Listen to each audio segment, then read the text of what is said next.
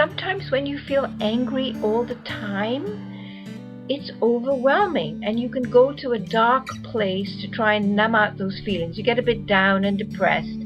It's not so wonderful, but it's better than feeling all those horrible things that go with anger and frustration and so on.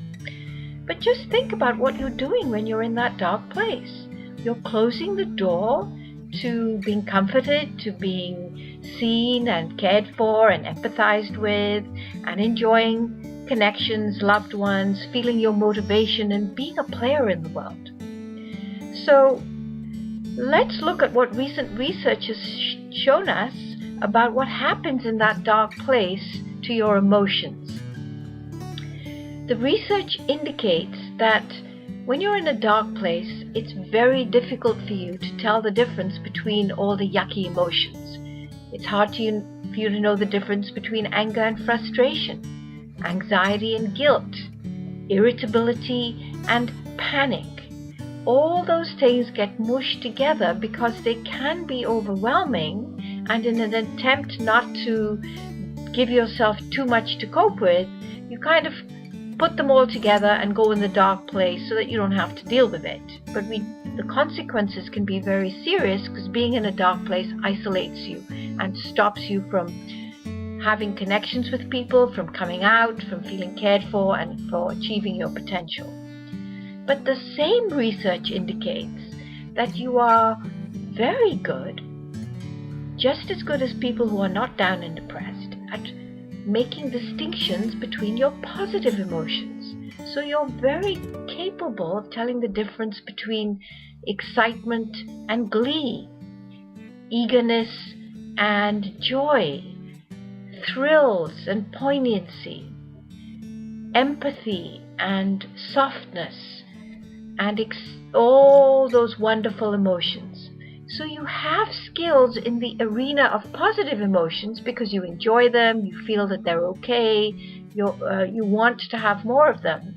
But because you don't want to have those negative experiences, you mush them all together, you don't know the difference, and then you are not able to accurately communicate with yourself about what's going on, so you stay stuck, and you're certainly not able to communicate with anybody else about what's really going on, so that you become more and more isolated and more down and depressed, and all you can feel is a kind of generic anger.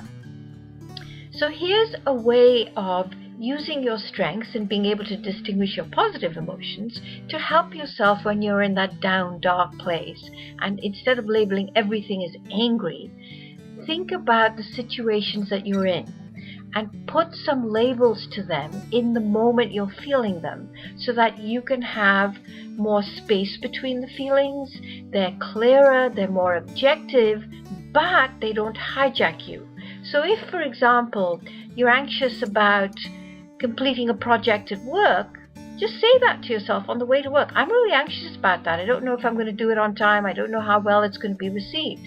But you might also be irritable about the length of the journey because the traffic isn't moving as fast as you want. So you can have anxiety about completing a project, and you can also have irritability about the speed of the traffic. You might also be feeling guilty that you left your house in a mess for someone else to clean up. So now you have anxiety about finishing a project, irritability about the traffic, and anxiety about and guilt about leaving mess for someone else to clean up. You could also be fearful that you are not going to find people who will receive you well if you're late at work. You could also be panicked about not finding your keys when you're in a hurry. You could be having all sorts of negative feelings at the same time. They're all different. They all relate to different situations, but you just happen to be experiencing them in a particular sequence of time.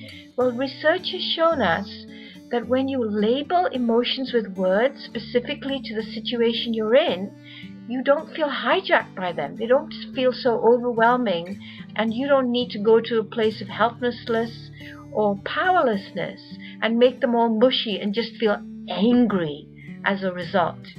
Putting a word to it gives you control because you know what it is, You can talk to yourself about it. You can work yourself through it. You can get help to process it. You can take one thing at a time, and then you will be able to feel more in control. The anger will dissipate. You can mix and match with positive feelings because you're working yourself out of that maze, and lo and behold, you are feeling good about yourself. You don't need to mush it into anger and then go to the dark place. You can come out, because you know what? Other people are also anxious. Other people are also frustrated. Other people are also thrilled and eager and panicky and fearful, just like you. You don't have to hide. You don't have to pretend. And most of all, you don't have to use the umbrella of anger to numb yourself. So do yourself a favor. Label your emotions as they come up. Put words to it. That gives you control. That gives you the reins.